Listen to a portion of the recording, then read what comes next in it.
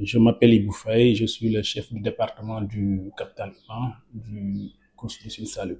Le département, comme l'intitulé, un département du capital humain, donc c'est de la gestion administrative, de la motivation du personnel et tout ce qui concerne le personnel de manière globale, de son intégration à son départ. Donc le département du capital humain, tel que constitué au CROUS, se compose de trois services. Le service du personnel, avec à sa tête Marie-Ange Mendy.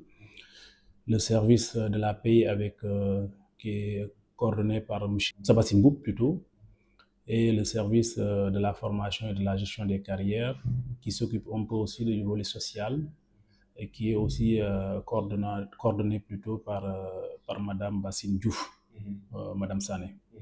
Et nous avons quand même fait pas mal d'activités, donc c'était normal aussi. On a fait un petit peu une continuité de ce qui est des activités de 2024, qui s'agissait principalement de terminer l'audit organisationnel, de mise en place effective de nos services, de pouvoir aussi quand même que les gens puissent se sentir dans une organisation, dans une institution et dans une entreprise de manière globale.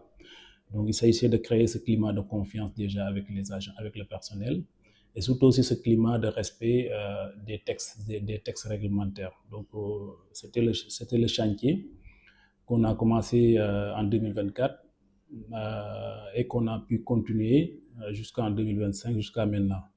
Maintenant, sur ça aussi, il y a pas mal d'activités aussi juste qu'on avait un petit peu, qui accompagnait un petit peu ce programme-là.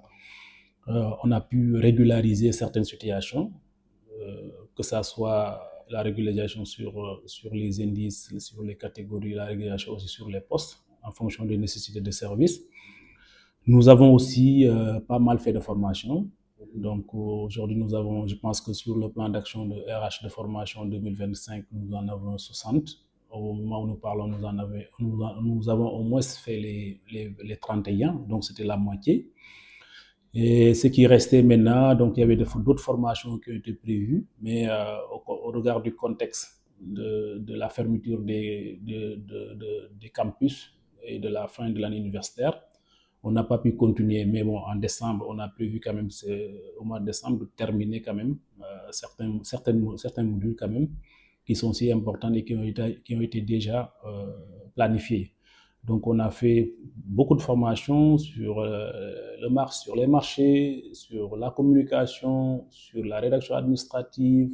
On a fait aussi des formations sur pas mal de choses, sur la gestion axée sur les résultats, qui a été une formation orientée cadre et manager, ainsi de suite. On a fait quand même une trentaine de formations et ça reste. Donc le chantier n'est pas fini. La formation, c'est quelque chose qui doit être un petit peu permanente. Donc ça fait partie des activités RH que nous l'avons fait en 2025. On prévoit encore d'autres formations pour d'autres personnels en 2026, notamment le personnel de la santé, le personnel de la sécurité, etc., etc. Donc toutes ces formations sont prévues en 2026.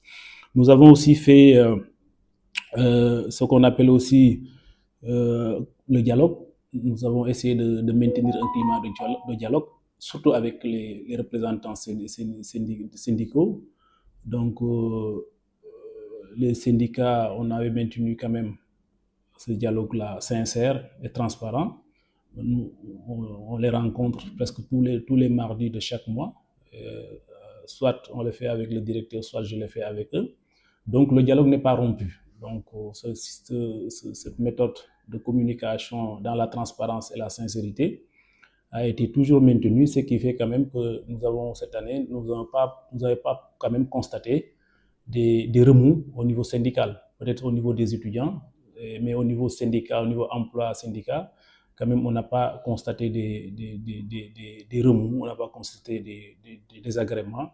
Donc parce qu'il y avait le dialogue qui a été mis en avant avec le directeur et avec moi-même en tant que DRH. Donc nous avons aussi Nous avons beaucoup aussi travaillé sur la coopérative d'habitat. Nous avons mis en place la coopérative d'habitat au mois d'août passé.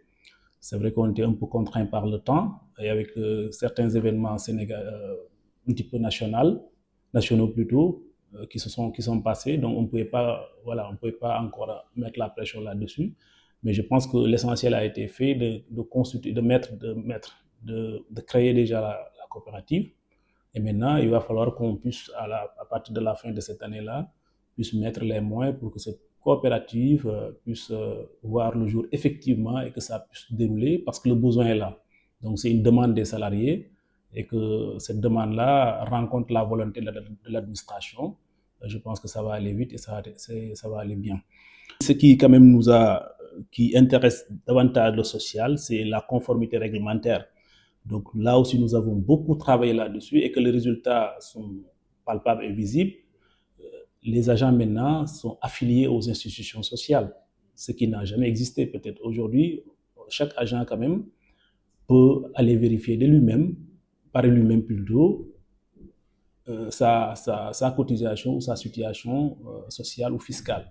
C'est-à-dire que depuis le mois de juillet, sur instruction du directeur quand même, les cotisations sont faites au niveau des institutions sociales, notamment l'IPRES et la Caisse de sécurité sociale, au niveau aussi des institutions fiscales, au niveau des institutions fiscales plutôt. Donc les cotisations sont en train d'être faites et c'est déjà un grand pas. Parce qu'on ne peut pas quand même, la cotisation fiscale ou sociale n'appartient pas à l'institution, elle appartient plutôt à l'agent qui quand même prévoit sa retraite, prévoit aussi des prestations sociales auxquelles il a droit. Donc, faire travailler quelqu'un sans pour autant penser à préparer sa retraite, c'est interdit. C'est illégal, c'est interdit. Donc, nous, quand même, sous l'égide du directeur, quand même, qui a donné des instructions fortes à ce que ça soit payé, à ce que ça soit déclaré et payé, nous avons fait quand même cette instruction une réalité. Maintenant, les cotisations fiscales sont payées, les cotisations sociales sont déclarées et payées conformément au texte. Donc, sur le volet aussi social aussi, nous avons pu tenir au mois d'octobre 2025 ce qu'on appelait la journée de l'excellence des enfants des agents du CROUS. Ça aussi, ça fait partie des motivations intrinsèques, c'est-à-dire des motivations qui ne sont pas liées au salaire, mais quand même qui renforcent le sentiment d'appartenance des agents vis-à-vis de leur institution, qui est le CROUS. Donc, grosso, au-delà de ça, il y a les activités de la gestion courante qu'on fait au quotidien. Mais il fallait quand même commencer par quelque chose. Et je pense qu'on a quand même, au regard du contexte financier auquel le CROUS est confronté, réaliser de telles choses peut-être, on peut dire qu'on a l'objectif est atteint. Maintenant, ce qu'on espère que l'État puisse prendre en charge le budget, revoir un peu la dotation budgétaire pour que d'autres activités puissent voir le jour au niveau RH, parce que les RH, ce n'est pas seulement les salaires. Donc, il y a tout un arsenal de motivation intrinsèque, extrinsèque, qui doivent être mises en place pour renforcer d'abord le sentiment d'appartenance et motiver le personnel pour atteindre la performance. Je regarde toujours du côté positif. Donc, il y a toujours des axes d'amélioration. C'est-à-dire aujourd'hui, on pouvait faire mieux. Et on se met dans cette dynamique de faire mieux. On n'est jamais satisfait de ce qu'on a fait. On n'est jamais totalement satisfait de ce qu'on a fait. Mais on peut dire qu'on est satisfait de ce qu'on a fait. Aujourd'hui, je suis satisfait des équipes, je suis satisfait du personnel du CROUS qui a quand même fait montre d'un engagement. Mais il y a toujours de l'espoir, il y a toujours aussi une demande d'amélioration continue. Et nous sommes sur ça, c'est-à-dire aller viser toujours plus haut. Les perspectives sont toujours restées dans cette dynamique de régularisation, mais surtout aussi de motivation. C'est-à-dire faire de telle sorte que cette institution puisse être bon à vivre, que ça soit un havre de paix pour les agents, que le climat social soit apaisé, qu'on puisse se parler de manière transparente, sans langue de bois, qu'on puisse aussi rendre performants les activités et aussi que le CROUS puisse être aussi une institution de référence et que je vous dis, que le CROUS soit une institution de référence ne passera pas nécessairement par des moyens financiers, ça passera d'abord par le personnel, la ressource humaine. Si le personnel est motivé, si le personnel si le dialogue est maintenu, et que les gens se voient renforcent leur sentiment d'appartenance, je pense que les performances vont suivre et que le cours sera peut-être à l'horizon 2029, comme l'a si bien intitulé le PSD, peut-être le cours de référence. Je remercie les partenaires. Je remercie d'abord les partenaires qui nous ont accompagnés durant toute cette année-là, parce que, comme j'ai dit, sur le volet formation, on l'a fait, mais j'avoue qu'on n'a pas dépensé beaucoup d'argent.